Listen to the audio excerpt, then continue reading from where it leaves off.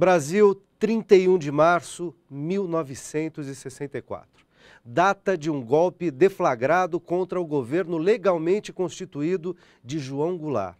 Um golpe à democracia, aos direitos individuais, ao pensamento, à livre ação e expressão, à ética. Um golpe que ocorreu não apenas por forças militares, contou também com a participação intensa de grupos civis e indivíduos que se utilizaram do braço armado do Estado para impor um regime que defendesse seus próprios interesses econômicos e políticos em detrimento dos interesses gerais da população brasileira.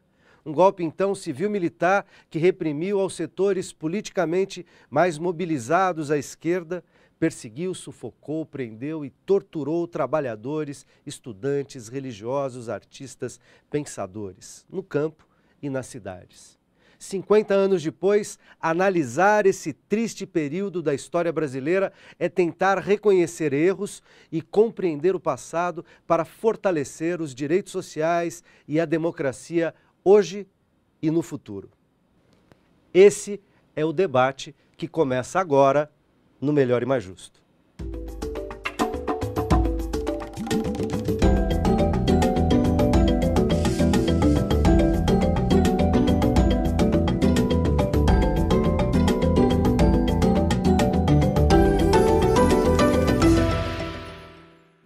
Melhor e Mais Justo ao vivo pelo portal tvt.org.br para debater os 50 anos do golpe civil-militar no Brasil. Tenho o prazer de convidar Atom Fonfilho, advogado, Zé Fernandes, dirigente da Associação dos Metalúrgicos Aposentados, e Antônio Roberto Espinosa, cientista político, professor da Unifesp e da Escola Superior de Diplomacia. Bem-vindos. Obrigado. Identificar a participação de relevantes atores para além dos militares no golpe de 1964, permite compreender, por exemplo, aspectos pouco discutidos dessa história e pensar em como a conjuntura de 50 anos atrás ainda gera impactos no Brasil de hoje. De certa maneira, o Brasil de hoje carrega as marcas dessa história. Então, para começar, eu gostaria que vocês contassem um pouco em que contexto, qual era a atmosfera, qual era o clima durante o golpe, nos anos e nos períodos imediatamente após o golpe. De novo, bem-vindos. Vou começar aqui à minha direita. Espinosa, qual era a situação, qual era a atmosfera? Para caracterizar essa situação, eu, em primeiro lugar, discordaria de uma expressão que é corrente, que é caracterizar o período da ditadura como ditadura civil-militar. Eu acho que isso esvazia o conteúdo do que aconteceu naquele período. Eu prefiro chamar de ditadura militar. Por que isso? Porque o Estado organizado sempre é uma ditadura. Ele sempre é uma ditadura civil. O Estado sempre é uma forma de controle sobre a sociedade civil. O Estado sempre representa o monopólio da violência legítima. Agora, o Estado representa esse monopólio nos períodos republicanos, eu evitaria a palavra democracia, nos períodos republicanos, o Estado é um monopólio consentido, da violência consentida, em que a sociedade civil consente, tá certo? Há um contrato social. O que a ditadura representou? Essa ideia robesiana, né? O contrato social. Exatamente, né? Robesiana, Lockeana. Lockeana. E o que aconteceu foi o seguinte, que um setor do Estado, as Forças Armadas, só elas tinham poder para fazer isso, rasgaram o contrato social. Quando o Estado rompe a ordem legal, que não quer dizer que ela seja justa, nem que ela fosse democrática, ela era uma ordem autoritária contra a sociedade, como qualquer Estado é. Como o nosso Estado hoje é autoritário em relação à sociedade. Mas quando ele rompe todas as regras, ele passa a ter um Estado em função de um único grupo, que é o grupo armado.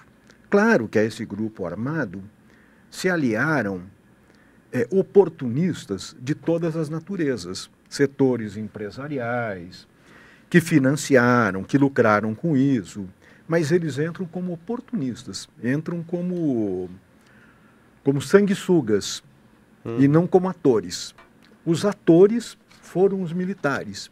E dentro das Forças Armadas, os atores reais foi o corpo de generais. Foi o grupo de generais que tomou o poder. E instalou um regime que o Hobbes e o Locke, mais o Locke até do que o Hobbes, chamava de tirania. Aliás, recupera essa expressão do Aristóteles. É quando o tirano é aquele que governa em função dos seus próprios interesses, independentemente da sociedade. Então, por isso eu prefiro chamar de ditadura militar.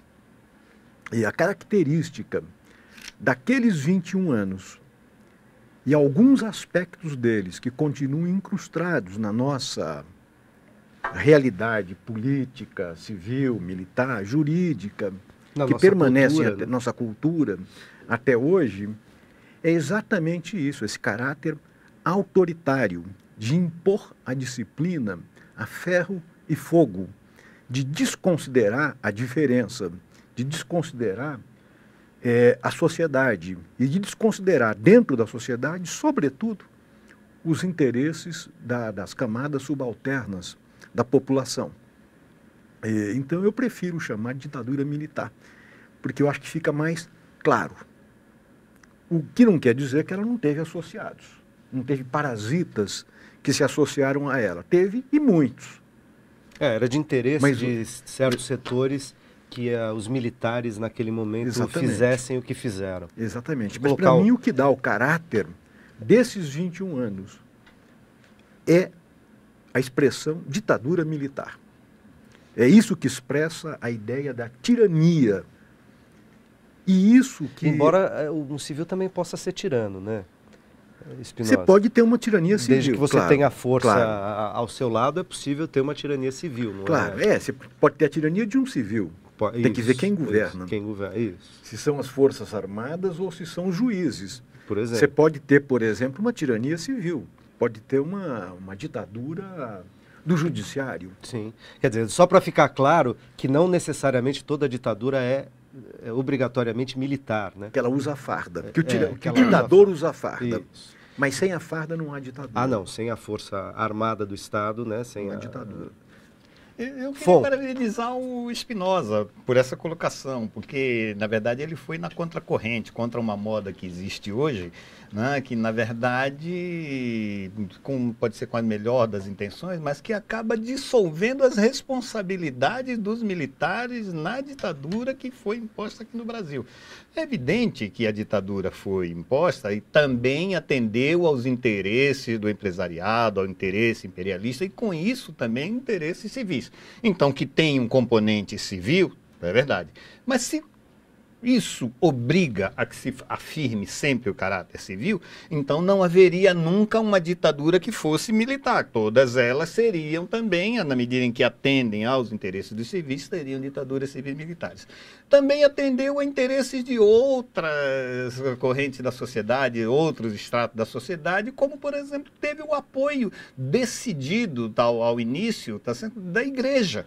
Então também teríamos que dizer que ela foi uma ditadura militar, civil, clerical, porque teve isso daí. Então aí nós estaríamos dizendo bobagens, porque estaríamos tentando pensar cada grupo que esteve envolvido e colocar ali. Como os funcionários públicos civis também participaram, o setor burocrático também esteve. Então, deixemos de lado isso daqui. Eu queria parabenizar o Spinoza pela clareza que ele colocou nesse ponto aqui. Acho que isso é importante. Agora, achava que era bom também a gente trazer aqui, nesse momento, como é que se coloca a ditadura militar? Ela se coloca já desde o início afastando participação dos civis.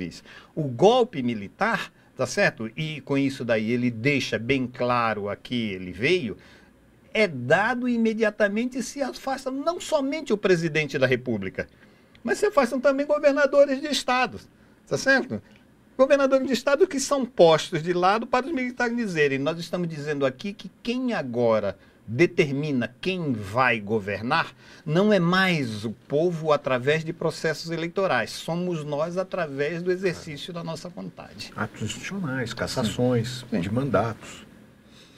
Zé, como é que você analisa aquele período, aliás, no momento do golpe, né? Porque nós temos aqui 3 atores que protagonizaram situações naquele período, tanto o Fon quanto o Espinosa, quanto você mesmo, mas em 64 você tem inclusive uma situação peculiar, né? Você podia contar pra gente. Em primeiro lugar eu gostaria, apesar que um operário nunca tem uma visão mais ampla, igual a formação dele, a formação do Espinosa, mas a gente tem que colocar a coisa do jeito que a coisa foi, né? Em primeiro lugar, eu acho que ele teve uma colocação muito feliz, porque mesmo fora do país, a gente só falava que a ditadura era uma ditadura militar. A participação civil na ditadura militar teve, inclusive a participação da igreja, né? Que a Marcha com Deus pela Liberdade, aquela coisa, tudo foi uma ajuda muito grande que ela deu, não para nós, mas para os homens que estavam no poder. Para os militares. Agora, a ditadura, ela foi tão terrível para nós, que quando eu retornei, quase 2 anos depois... Mas onde você estava, Zé? Eu estava em Moscou. Quando eu saí de lá, vim para o Brasil, fui o primeiro a dirigir primeiros 3 a abrir esse caminho. Mesmo no avião, mesmo no Peru, onde eu fiquei, eu passei por vários países e alguns deles estavam sob ditadura, como na Espanha, como em Portugal, na Bolívia estava acontecendo a guerrilha lá do Che Guevara e tal. Mas mesmo no Peru tinha pessoas no restaurante que chegavam para mim e perguntavam assim: eu vejo falar que lá no Brasil está cheio de comunista. Eu falei, não sei não, porque meu pai é fazendeiro no Mato Grosso, fui fazer a universidade católica lá nos Estados Unidos, não estou nem por aí com esse negócio aí. Então, e mesmo depois que saí do Uruguai para vir para o Brasil, a sociedade civil, tanto do lado do Uruguai como do lado do Brasil, tinha um sintoma assim de medo, era medo, por medo, né? E aqui mesmo, no Brasil, depois que cheguei, não pude morar na minha casa, porque na rua da minha casa, a minha casa era invadida uma vez por mês, ou de cada 2 meses, pela polícia, porque queria descobrir onde que eu estava, porque eles não me acharam, prenderam tudo quanto é dirigente sindical que tinha por aqui, e como eles não me encontraram, passaram a considerar que eu era a liderança mais perigosa. E que não era, porque eu era novo na vida sindical. Era novo. Fui aprendendo aí no fogo da luta, né? Então eu fui designado para ir... Agora, só para esclarecer o nosso telespectador, o Zé tinha ido fazer um estágio na União Soviética, em Moscou, quando ocorreu o golpe, em 31 de março, 1º de abril. E aí ele já não pôde mais voltar, acabou ficando na União Soviética por 2 anos e depois entrou clandestinamente no Brasil. Entrei clandestinamente, legal. Eu vim até Montevidéu, eu vim de avião. De Montevidéu a orientação era viajar de ônibus até Ribeira, de Ribeira pular para o Brasil, porque lá é uma avenida, 2 avenidas, né? Separada por um canteiro. E os carros, tanto do Brasil como de lá, trabalham com 2 placas. Então eu tinha que estudar aí como que eu ia passar do outro lado, porque do outro lado tinha pessoas nossas do partido esperando a gente. A gente já sabia como se identificar um com o outro, né? Mas já não podemos vir de avião. Tive sorte que a fronteira era vigiada por vários soldados do Exército, mas tivemos sorte de atravessar e depois ser colocado num ônibus. O ônibus também foi entrado o Exército para identificação, mas a gente estava com a identidade tudo modificada, então a gente não foi preso. Cheguei em Porto Alegre vim para São Paulo. Em São Paulo, a orientação era que eu não deveria ir na minha casa, aqui no Rude Ramos, eu já morava aí, né? Porque quando eu vim para o sindicato, eu trabalhava na Willis, né? Aí fiquei algum tempo aqui em São Paulo, na capital, Depois teve uma reunião aí do partido, né? Ainda estava vivo o Carlos Marighella, o Luiz Carlos Prestes, estava por aí. Então, e existia em Marília uma clínica que esse médico era ligado ao partido. Partido Comunista. Partido Comunista. Ele tinha a clínica com a fachada de clínica, mas nos fundos tinha vários quartinhos. E acertaram lá, eu fui para lá e passei a atuar em Marília, né, por alguns tempos. Depois houve uma batida terrível lá e eu tive que correr e fui para o sítio, fui viver no sítio. Em 72 até mais ou menos 79, que foi a abertura, né, eu fui viver num sítio onde o meu pai tinha um sitinho e lá eu enfrentei todos os tipos de dificuldade, inclusive para criar os filhos, né, porque eu já tinha esposa e 3 filhos. Muito bem. Eu preciso fazer um rápido intervalo e a gente volta para entender um pouco os desdobramentos desse período da ditadura militar no mundo atual, no Brasil atual. A gente já volta.